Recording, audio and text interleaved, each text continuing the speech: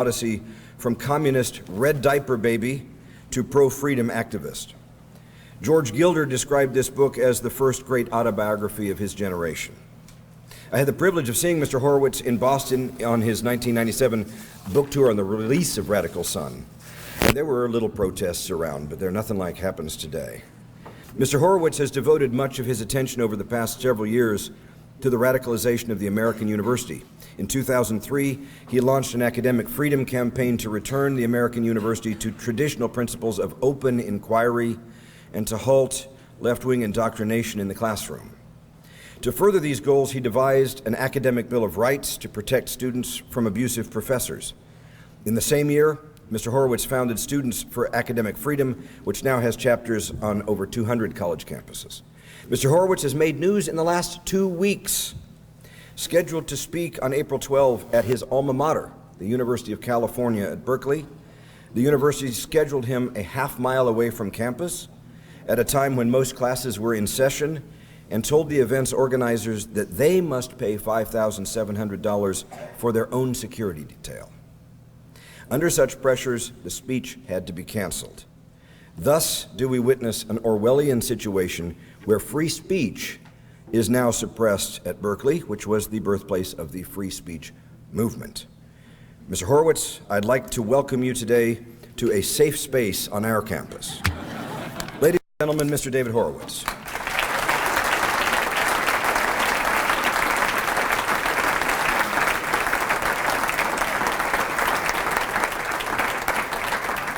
Thank you. It's a privilege to be here. It's a privilege for all you young people to go to a school like this.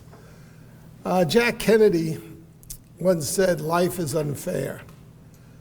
And what he meant by this was that his older brother Joe was the star of the family. He was the famous Kennedy, he was the smartest Kennedy, and he was the Kennedy that the father, Joe Kennedy, was grooming to be president. But towards the end of the Second World War, in the last months of it, he volunteered for what turned out to be a suicide mission. A plane loaded with explosives that blew up in the plane on his way to the bombing site. I think that's one thing that we all learned by the time we're in high school. Life is unfair. Talents were not handed out equally. Some people are very pretty. Some people are tall. Some people who are small compensate for being small, like Napoleon, conquered the world or whatever.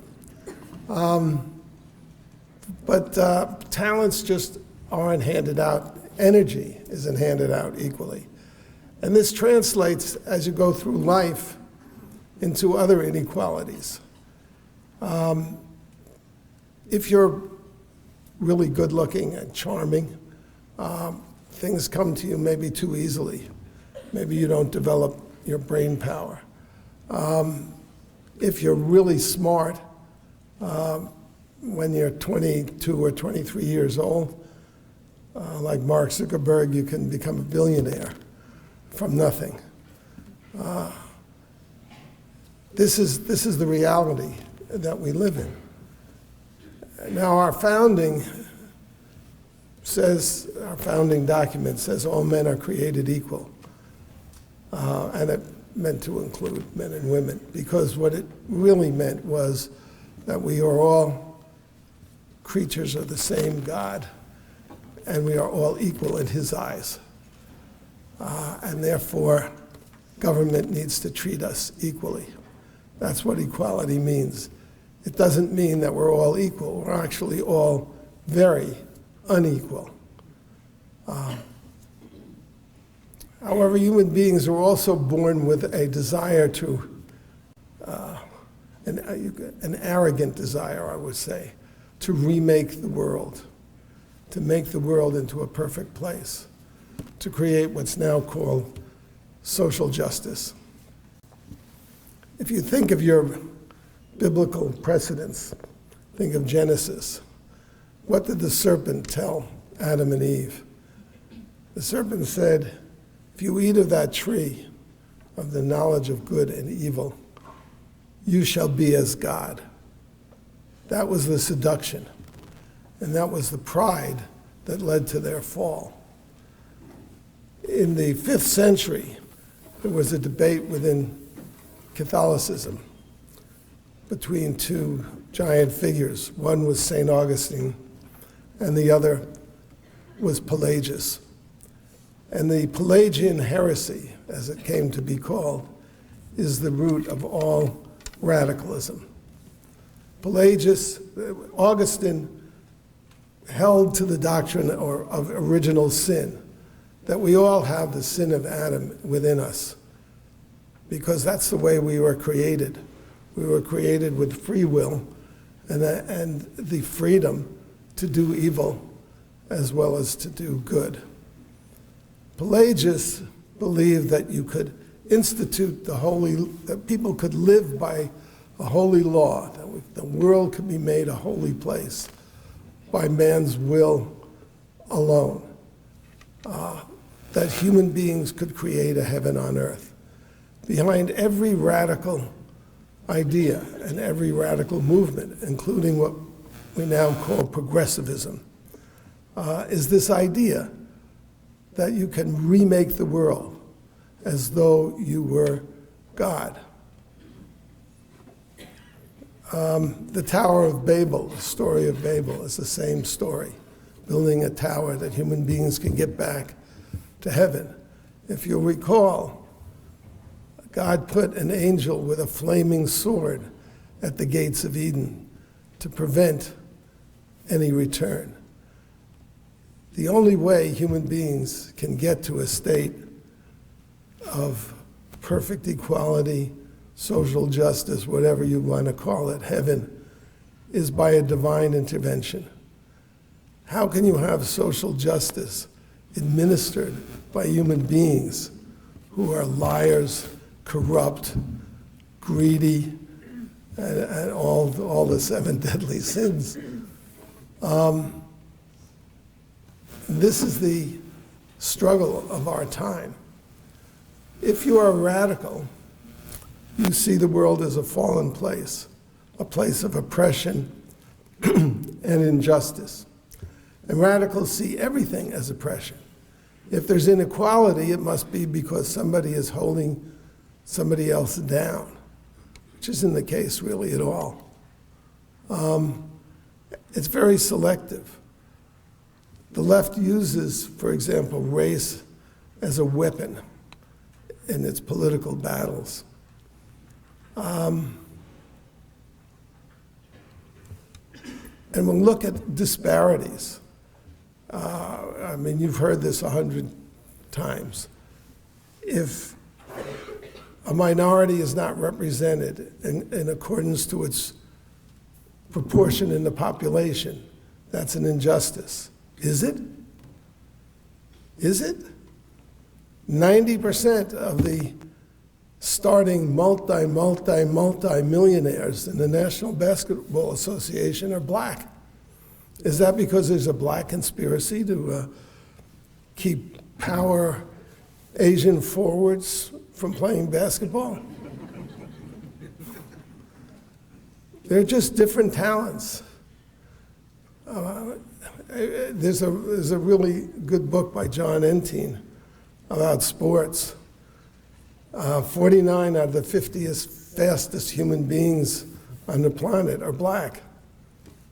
Every record holder in the marathon is not only from Kenya, but from one Kenyan tribe.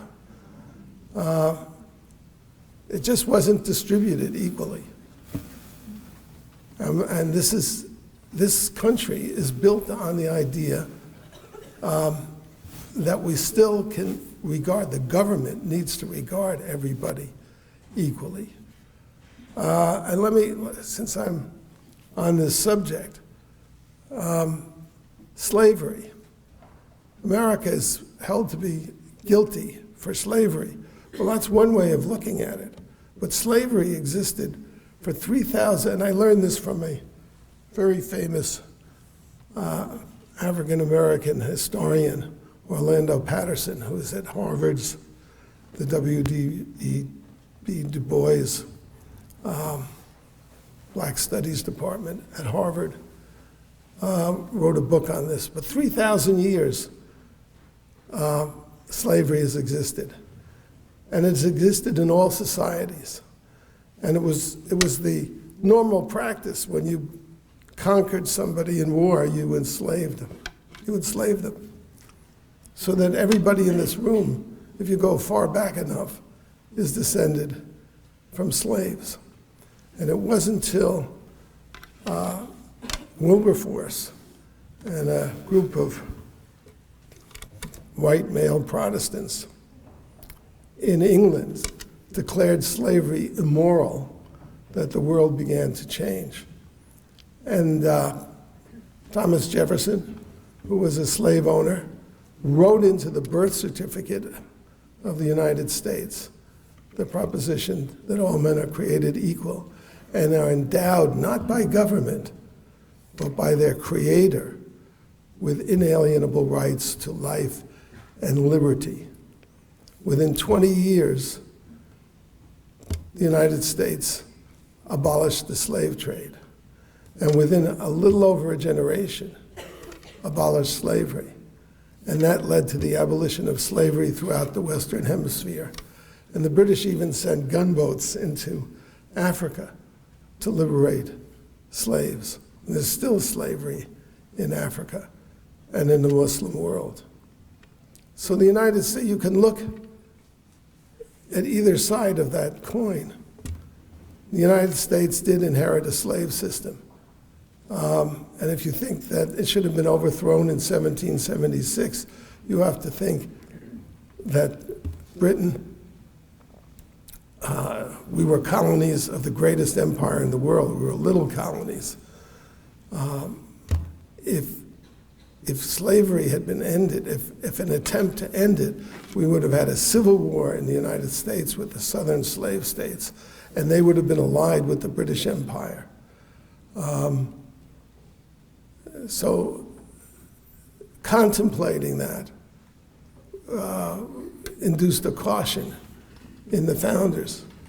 It's often distorted by the left, by radicals. They say, oh, the Constitution was just documented by slave owners, and they considered blacks subhuman, so they were only 3/5 of a person. Well, actually, if you look at the 3/5 compromise, you'll see that it's the slave states that wanted black Americans to be 5/5 of a whole person. Why? Because that would increase their congressional representation and their power. And it was the anti-slavery colonists or Americans who wanted a 3/5 compromise to reduce the power of the slave states. People on the left see things in black and white, in cartoonish ways. And everything is very extreme because they have this model that you're oppressed if you fall out, if you're not on the top.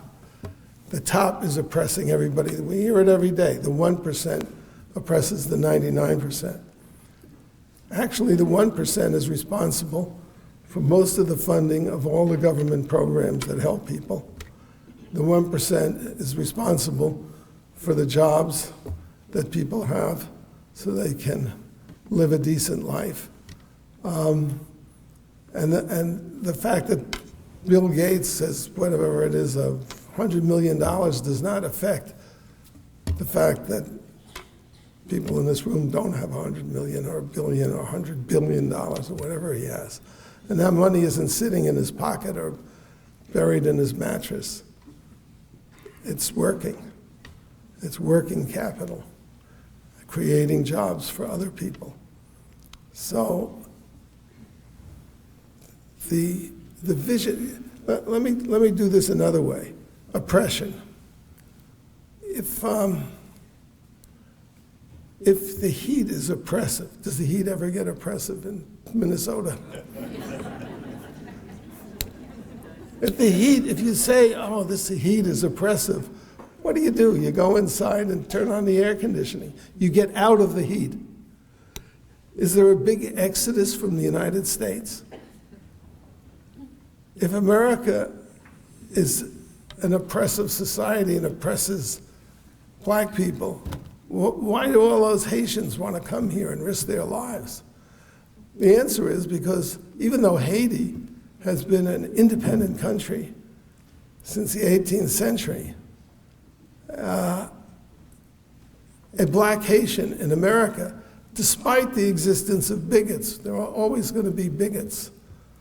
There will always be racists. They're just like that. It's part of the human genome, hate.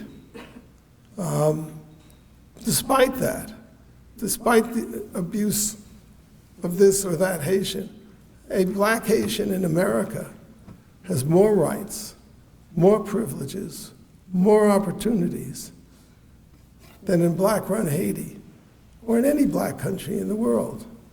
And that's not because there are white people here. It's because of the American founding. It's because of the political system that the founders set up.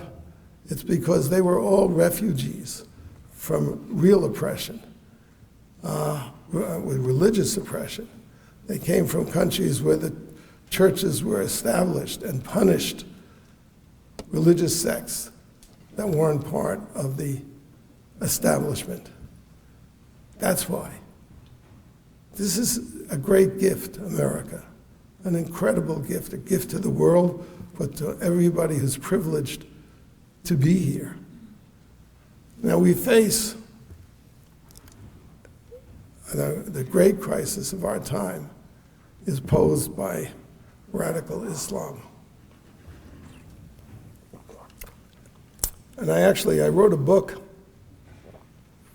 in 2004 called Unholy Alliance, Radical Islam and the American Left. And the Islamic view is close to that, or really parallel to that, of the secular radicals. Because the Islamists are Pelagians. They believe that they can make the world a holy place by killing all the infidels or forcing them to submit, that they can make the world run according to God's law. That's basically the radical view, although the radicals wouldn't put God into the mix, that you can create a heaven on earth by using state power, by force. That's what the Islamists believe. That's why they're crucifying Christians throughout the Middle East. To me, I don't want to get too political, but one of the great sins of Obama and the Obama administration is to have stood by, first to have created a vacuum in the Middle East by giving up our base in Iraq and withdrawing our troops that let ISIS expand, but also to sit idly by the greatest power on earth while Islamists slaughtered the Christian communities of Iraq and Syria. The Christian community in Iraq is the oldest Christian community on earth. The temple in Mosul had continuous sermons since the time of St. Paul until the Obama administration. And they were just slaughtered, wiped out. It's a religious genocide. And I don't know how our president could have done nothing, but he did nothing to stop it.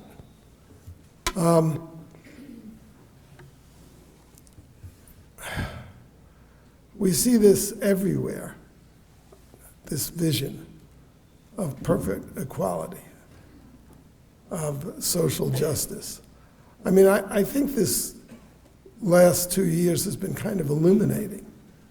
For me, it was shocking to find the FBI is so political.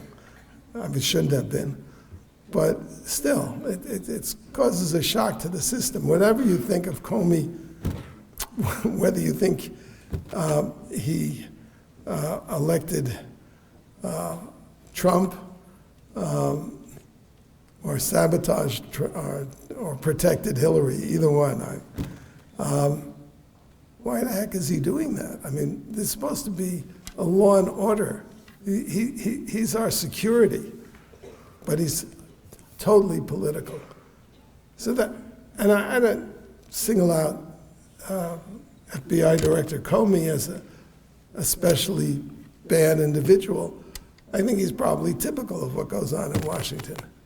So how can you expect out of the people who are in politics, how can you expect them to make the world a holy place, to create social justice, to treat people, without regard to their skin color or their, all the other characteristics, their gender, their sexual orientation, and so forth, their wealth? It's a miracle when justice takes place. One of the reasons I watch sports, there are a lot of pleasures in watching sports, is that sports is the only arena where sometimes there actually is justice.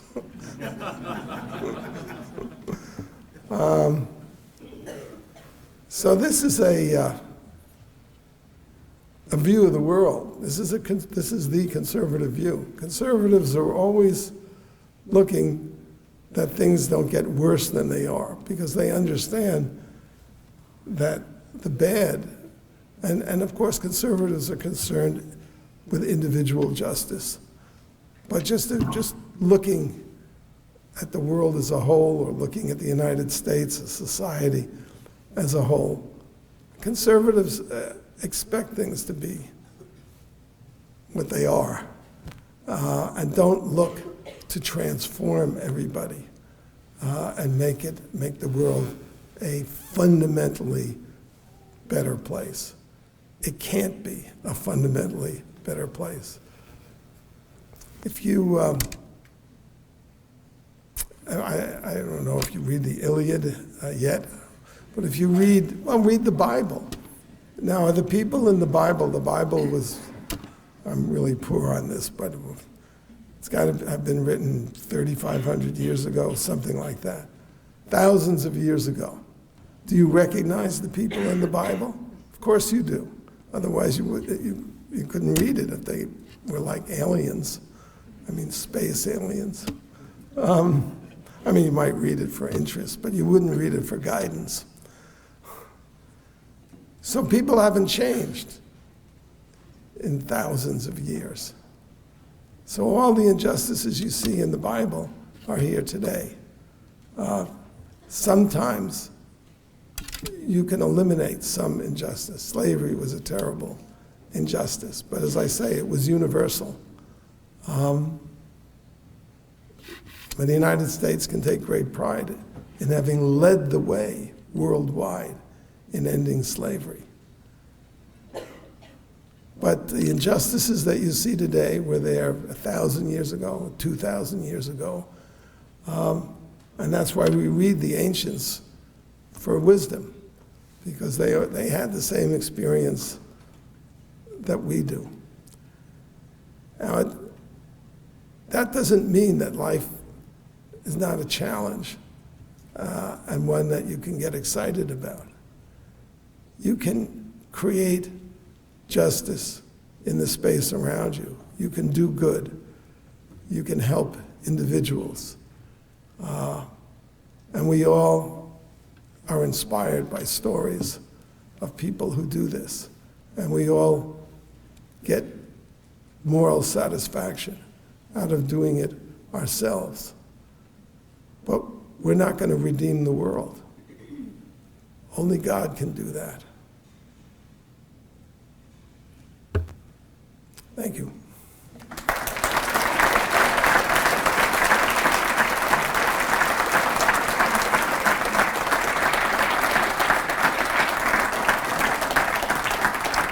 Now, I will take questions if anybody wants to ask a question. Yes, sir. Hi, so your view seems to be that people can cause change in the world for the better, essentially. People can make social justice happen. But something that confuses me about that would be, one, why would you be opposed to people trying that if you don't think it will happen? Good question. And two, how the civil rights movement happen? How can you explain that as not social justice? There are two very good questions. And I hope I can remember both of them by the time I get finished. The first is, what's wrong with wanting to make the world a perfect place? And the answer is this. Well, first of all,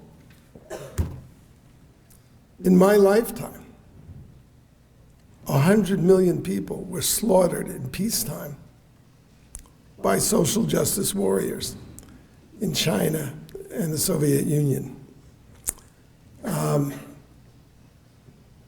Because if you're driven by a model in which, well, for example, an order went out from the Bolshevik Russian Communist police, FBI, but it's actually their secret police. It said that we don't judge people on their individual merits. We judge them by their class. If you are a kulak, you're a criminal. People got 8 years, 10 years in the Gulag, concentration camps, just for owning a little farm. Because the idea was private property is bad, to make the world a holy place, to make the world socially just, we have to take away private property.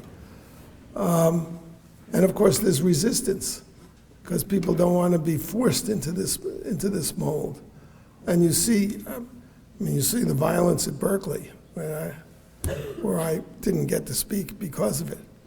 And these are people who are so enraged by what they see as the injustice of the system that they're willing to maim people and destroy things to get their way. And all the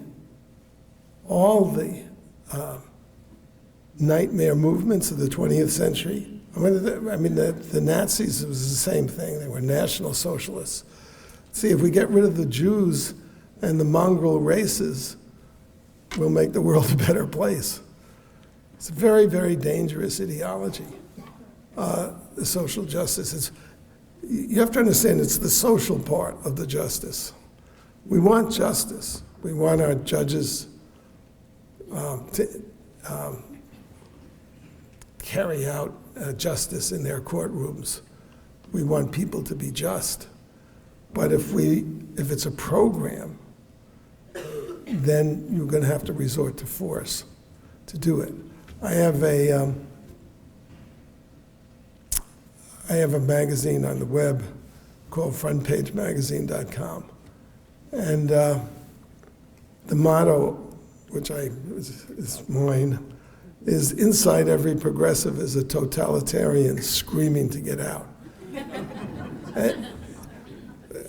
Take something as simple as Obamacare.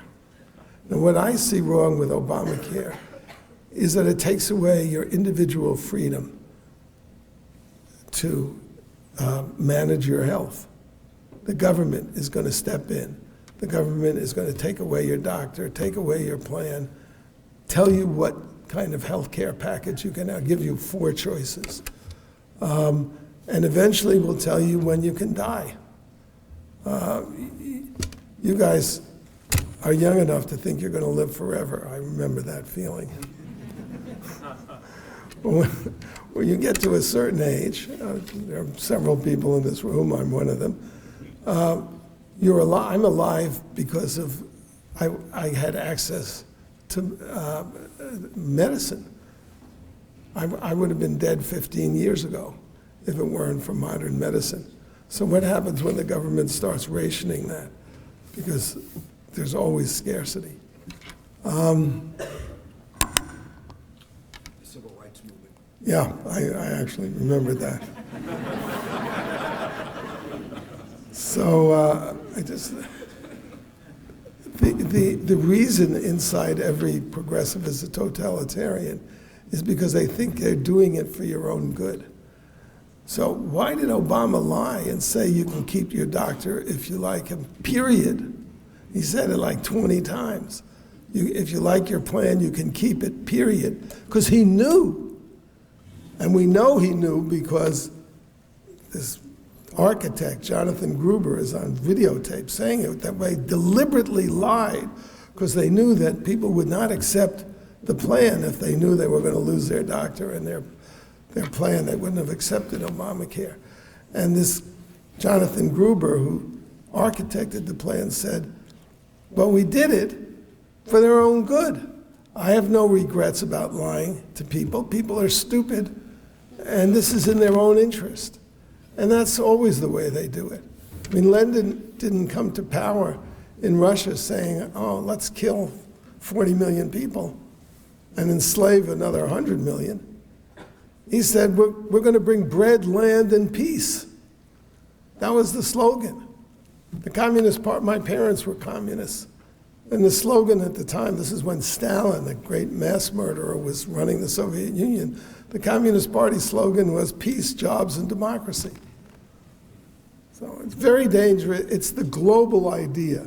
It's the idea that you can remake society, and in order to do that, you have to remake people.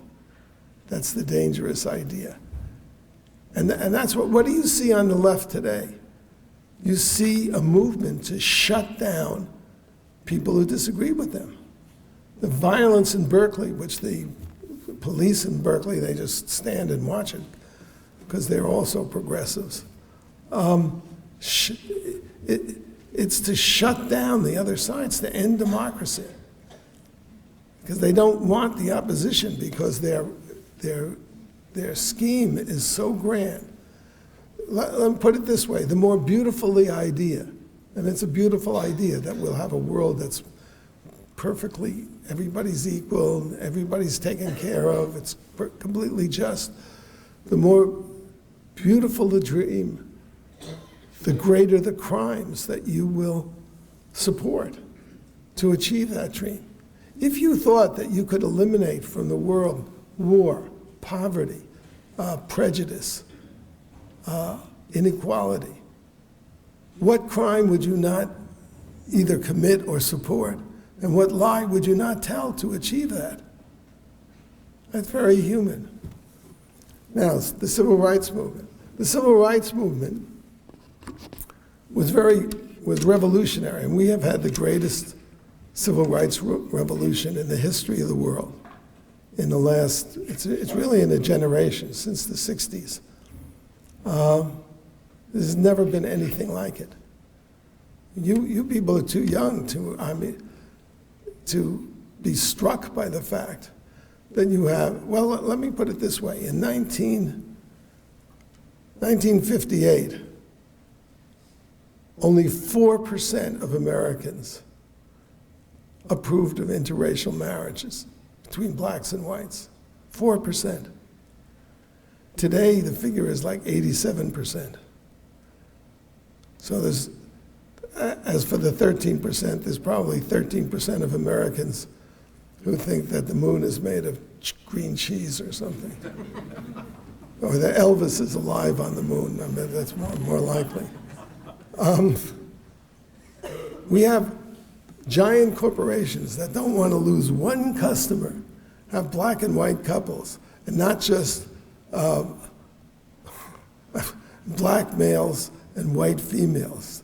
During the age of racism, this was the most taboo relationship, as it were. The Civil Rights Movement was revolutionary, but it was very conservative in its ideology. I'm talking about Martin Luther King. I'm not talking about race hustlers like Sharpton and Jackson, extortionists, people I have no respect for. But Martin Luther King, what was his vision? His vision was the vision of the founding, very conservative. The founders believed that despite our differences, despite people's prejudices, stated in our birth certificate, that everyone was created equal in the eyes of their creator, and therefore government had to treat them equally. Not an easy thing to accomplish. It took us a very long time to accomplish that. But that was the idea and the dream. And that's Martin Luther King's dream. Very American, very conservative. I hope that answers your question. I'd like to see another young person. Young person over There's here. one. What? Okay, why don't you recognize people? Go ahead. Thank you for coming, Mr. Horowitz. I was actually looking at your Twitter page, and you've had a lot of condemnation from Republicans, saying that they have certain problems with condemning those on the left. And you also align yourself with Milo Yiannopoulos, who is someone that is outwardly anti-feminist, anti-trans, and also aligns yourself with alt-right. Politically, where do you stand? Are you also aligning yourself with alt-right? And if not, what is your policy? These are grand abstractions.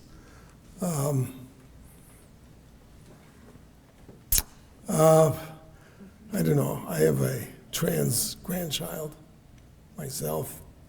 I have a very open attitude. Donald Trump said at the National Convention of Republicans, we have to defend the LGBTQ community. I think Milo is a really good person. And I think that his attacks on feminism, if you look at the YouTubes of him confronting feminists, you'll see it's not an attack on women, it's an attack on radical ideologues. And when you go to university, I don't know I hope you're not taught this in this school, but when you go to university, you'll be taught that gender is a social construction.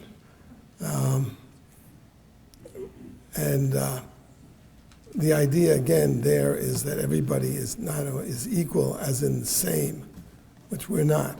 Women, the female gender is very different from the male gender, and there are lots of gradations, if you will.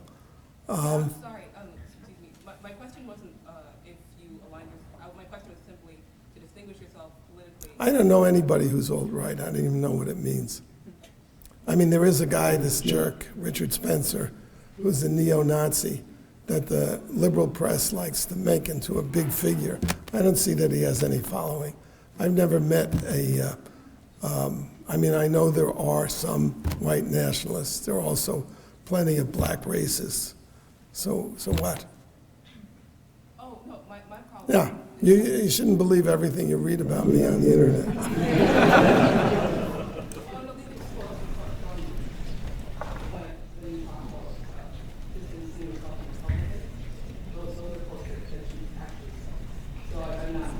Distancing myself.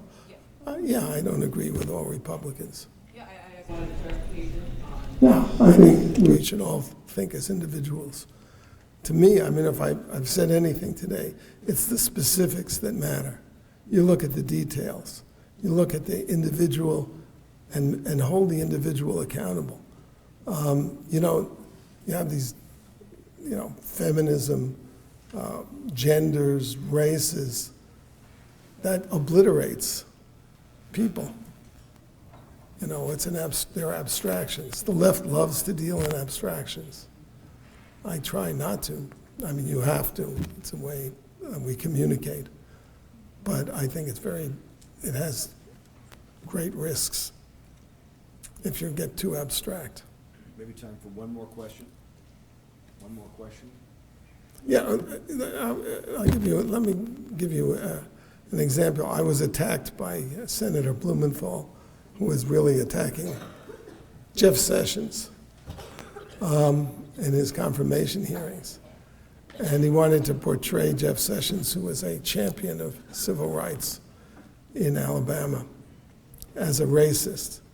So he said, I had given an award to Jeff Sessions, and to show that I was a racist, he quoted me saying that there are too many black people in prison because too many blacks commit crimes. That's a comment. Now, how do we know that the blacks in prison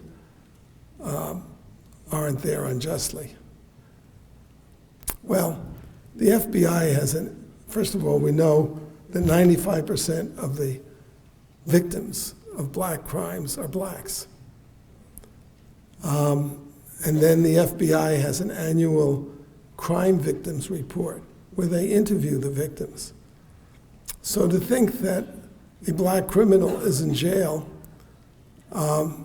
because actually a white criminal committed a rape or a robbery, you would have to think that the black person who was the victim, who knew that the perpetrator was white, was saying that they were black, which is ridiculous. So it's a problem, and as a conservative, I believe a large part of the problem is the destruction of the black family in our inner cities by liberal democratic welfare policies. That's my view.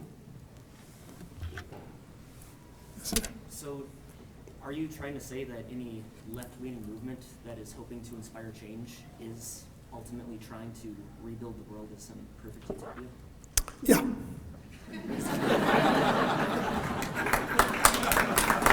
So I've been there.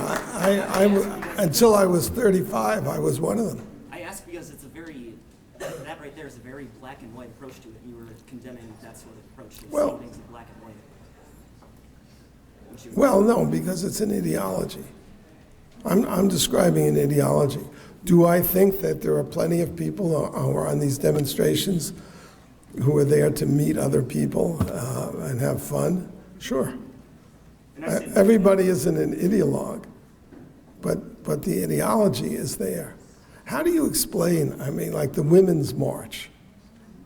The Women's March, the chairwoman of the Women's March is a Hamas-supporting terrorist, Linda Sarsour, who believes that Islamic law should be instituted across the United States, which would take away the rights of women, the rights of gays, the rights of all infidels. How do you explain that another leader of the Women's March is Rasmia Odeh, who blew up a supermarket? She's a convicted terrorist who was freed in a prisoner exchange and has just been deported from the United States for committing fraud to get into the country. And there's another woman named Hilton, who's also at the top of the Women's March, who was part of a gang that raped and murdered, tortured, and held for ransom and then murdered a gay man 27 years ago. This isn't about, it would take us a lot longer to explain why this is the case, but it's not a march for women. It's a leftist march to destroy the capitalist system, our democracy, and create a perfect world. We done? We're going to have to dismiss, but here's what I'd like to invite. Thanks for coming. There are some students who might like to remain and talk with Sure. you for a while. I'll hang around. I'd like to provide that opportunity. I talked with Mrs. Harrington. If there are some students who would like to talk with Mr. Horowitz, feel free. We'd like to thank everybody for coming this morning, especially our guests to Pancakes of Providence. God bless.